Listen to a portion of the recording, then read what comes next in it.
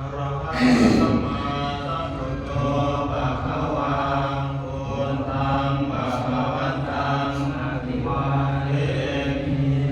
สวากขาโตภะคะวะตาธัมโมธัมมังนัมมัสสามิ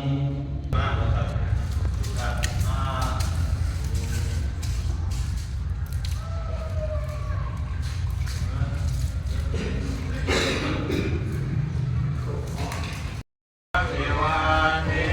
มิภวะตาโต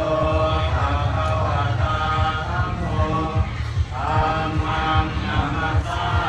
มิภะคะวันตังนักขิจิจิตุงสัพกัจจังอารัธนังกโรมา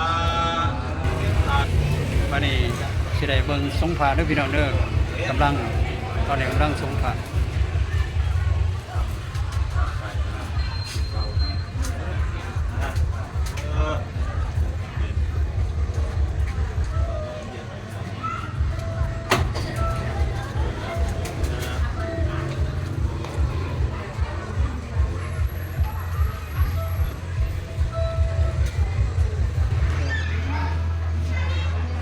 ตอนนี้แม่นกำลังทรงพระพุทธรูปอยู่หอแจกเนาะในอยู่หอแจกหรือว่าอยู่ศาลาของธรรมเด้อพี่น้องเด้อตอนนี้พอดีเนาะกำลังทรงพระ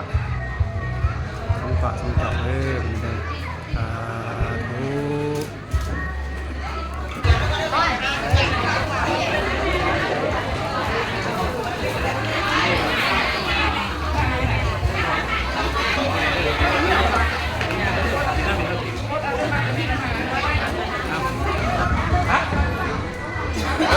ก็ไปดูปุ๊บเอาไป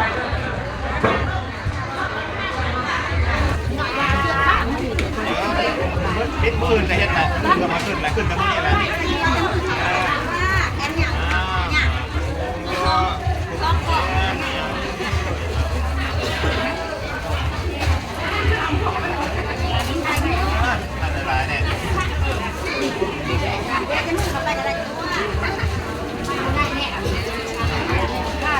หลักที่นู่น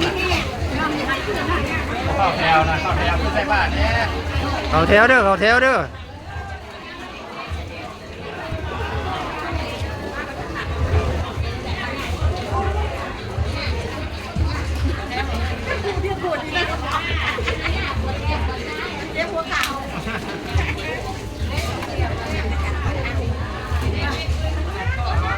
นี่ขับรถทุกแถวตรงนี้เนาะคือแถวหน้านะมันยืนมันยา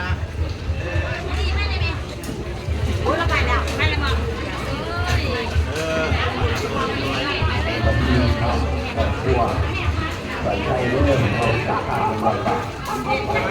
เจ๊ประกัน